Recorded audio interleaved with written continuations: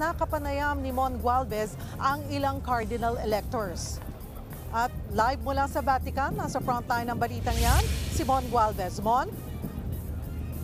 Cheryl, wag daw masyadong mag-overthink at wag pangunahan kung sino magiging susunod na Santo Papa. Yan ang hiling ng isa sa mga cardinal electors sa publiko patungkol nga dito sa mangyayaring conclave o pagpili o paghalal ng susunod na magiging leader ng Simbahang Katolika ilang oras mula ngayon. Hanggang sa huling sandali bago ang conclave, nananatiling mailap sa media ang mga kardinal na nakitang lumalabas mula sa Synod Hall. Galing sila noon sa kanilang huli at ika-12 General Congregation. Sekreto! Umikot sa dapat nakatangayan ng susunod na Santo Papa ang naturang pulong. Kabilang dyan ang pagiging pastol, tulay tagapamayapa at promotor ng reforma. Ang kardinal mula Algeria na si Jean-Paul Cardinal Vesco ibinahagi sa press kung anong klase siyang leader sa usapin ng mga kinakaharap ng simbahan. I don't know if I'm progressist.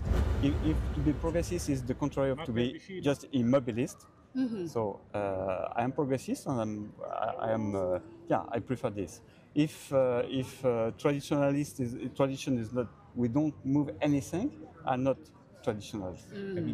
But I like traditions. And I want that the church go on. Nilinaw din ni Cardinal Vesco na walang paksyon sa mga kardinal para sa mangyayaring botohan. Each cardinal has his own feeling, opinions, and of course, but it's very fraternal. And yes, of course, we heard each other. We listened to each other. Of course, we heard the different feeling, opinion, but it's not a fight. It's not camps. It's not what you could imagine. It's not that. Hiling niya, wag daw pangunahan ng publiko kung sino magiging susunod na Santo Papa. Mas magandang, wag daw mag-overthink.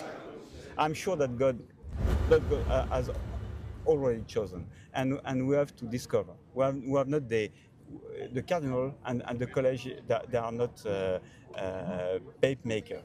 We are not pape maker. We are pape discover. Sa ngayon daw, handa na sila sa paghalal ng susunod na leader ng Simbahang Katolika. Panawagan pa rin niya sa lahat, mas mag-focus sa pag-alay ng panalangin sa paghirang ng bagong Santo Papa.